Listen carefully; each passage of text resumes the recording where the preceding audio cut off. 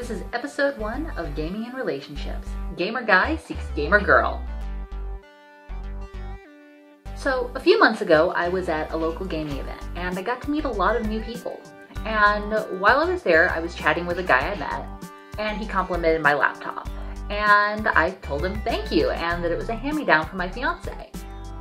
I'm typically not one of those girls who likes to status drop. Like, as soon as a guy starts talking to me, I don't instantly mention my fiance out of some fear that this guy might develop an interest in me. So I didn't really think anything of it when I said, oh yeah, my fiance gave it to me. Well, I instantly noticed that his whole attitude just soured. And he started talking about how hard it is to meet available gamer girls and how most of the girls he knows are really vain and airheads and the like. And I've seen this happen a lot in my life. So I thought I'd do a video about gaming and relationships.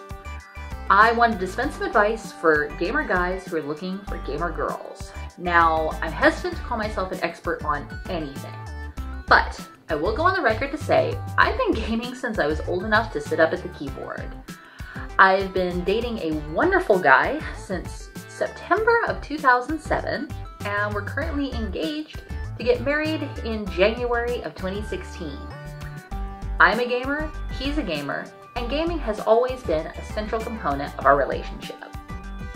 My fiance goes by Ice Joker online, so when I talk about my icy, you'll know who I mean. For starters, guys, you don't need to find a girl who's a gamer. Now, I know that this seems counterintuitive. I mean, this is one of the passions of your life. Why would you not look for a girl who shares it? Well, sharing his interests is important. You have to have some things that you connect on, but it doesn't have to be everything. Ice Joker and I both love gaming, anime, and Japanese culture. But when it comes to Japanese culture, he's more into the history and the military strategy, and I'm more into the classical arts. I know he doesn't really care about kimono. He really doesn't. It's just not his thing.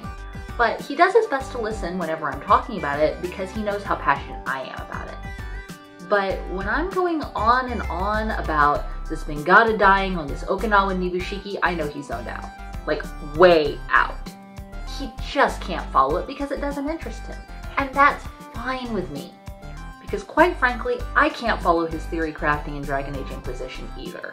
I actually took up knitting to have something to do while he was talking about his latest Tempest builds, aside from just ignoring him, because I don't want to ignore him. I know it's important to him. But I will say that his altitis contributed to pretty much half the Christmas gifts that I gave out this year. There are a lot more important things than gaming that you need to find common ground on to have a good relationship. Relationships can be really difficult if you don't agree on some basic things like how you feel about marriage, religion, political beliefs, having and raising kids. You don't have to agree on everything, but if you have somebody that you have chemistry with when you're not holding a game controller, then you're probably still going to have chemistry with them when you are. This leads me to my next point. Just because she's not into gaming doesn't mean she can't and never will be. A statistic came out in late 2014, it made its rounds on all the gaming news websites, talking about how there were now officially more women in gaming than there were men. And this gave a lot of guys a sense of false hope. The problem is the way they collected their data. They categorized any woman who'd ever played Farmville on Facebook or played Pac-Man in an arcade that one time as a gamer. When it comes to actual hardcore gamers, women who are part of the gaming scene, who enjoy gaming for long periods, or gaming is a large part of their hobbies and interests, we're still pretty outnumbered by guys. The world of video games can be really intimidating for newcomers, especially for women who don't have a history of gaming. I was lucky enough to grow up sitting in front of a Commodore 64, but a lot of girls from my generation and after were given the Easy Bake Oven while their brother was given the Game Boy. And that's just the way their childhood was. So they become adults, they enter the dating scene, and gaming's just kind of that guy's thing that they don't really think about. Unfortunately, a lot of hardcore gamers can make the scene look even more intimidating, even when they don't mean to. If you want to include your girlfriend on gaming, then handing her alternate account in World of Warcraft and expecting her to join you on a raid is not the way to go. This might mean stepping out of your own comfort zone. You need to find cooperative multiplayer games that don't punish a player for failing. That way, she doesn't feel like she's letting you down if she doesn't catch on quickly enough. Losing a game can be really disheartening, and depending on her personality, she might even get angry with you for not explaining things to her better. This can be tough on you too. You might have to step off of your PC Gaming Master Race pedestal and pick up a Wii remote. You might have to log out of your platinum ranked MOBA account and play a filthy casual game. But hey, it's all starting blocks. It's all ways to start getting your girlfriend interested in gaming. Once she gets more relaxed with the idea of gaming, you can start introducing her to more complex games and the kinds of games that you're interested in. As a tip, keyboard and mouse can be really complicated for girls who don't do a whole lot of typing. So if your favorite games involve WASD, you might want to hold off on those for a little while, or if possible, find out if there's a way to hook them up with a controller. Another great option is to encourage her to watch you play.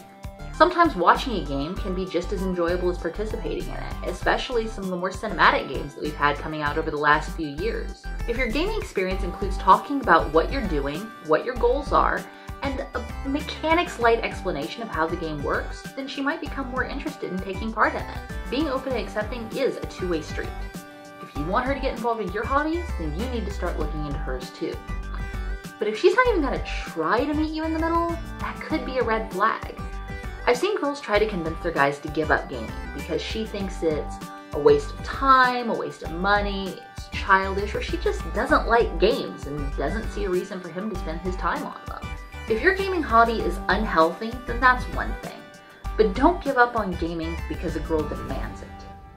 Anyone who wants you to give up what you love for a relationship is encouraging you to be in a bad relationship. Let's say that you want to meet girls who are already into gaming.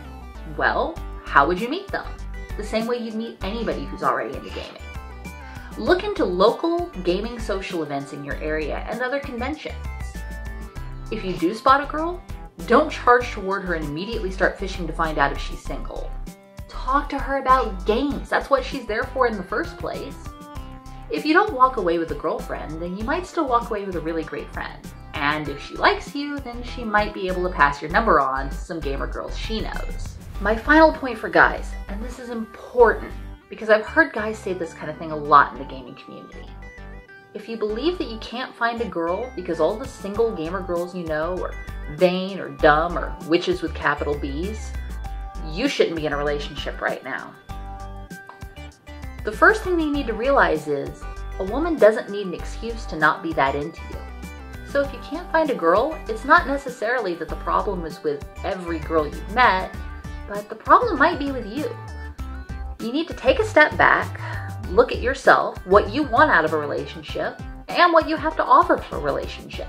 Well, that's the end of my advice for gamer guys seeking gamer girls. If you have any questions or comments, feel free to leave them in the comments area below, and I'll do my best to get back to them. I might even make a follow-up video.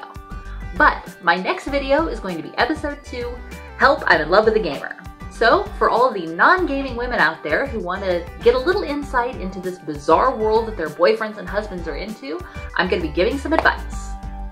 If you want to keep listening to me babble, feel free to stick around, and I'm going to tell a little personal story from my own experiences.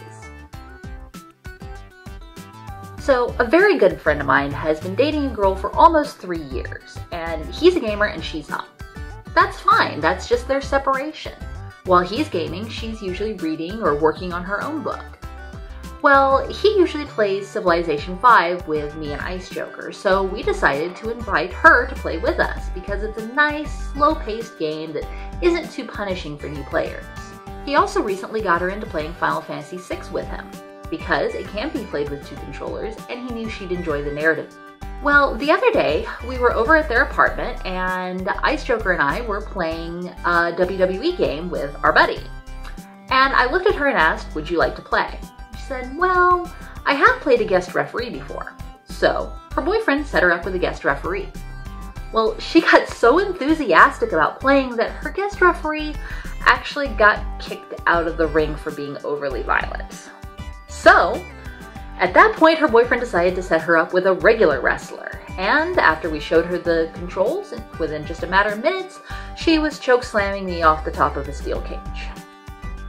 Well, I decided to pick her up a copy of Long Live the Queen the other day on Steam, and she's been playing it on her own without her boyfriend's help.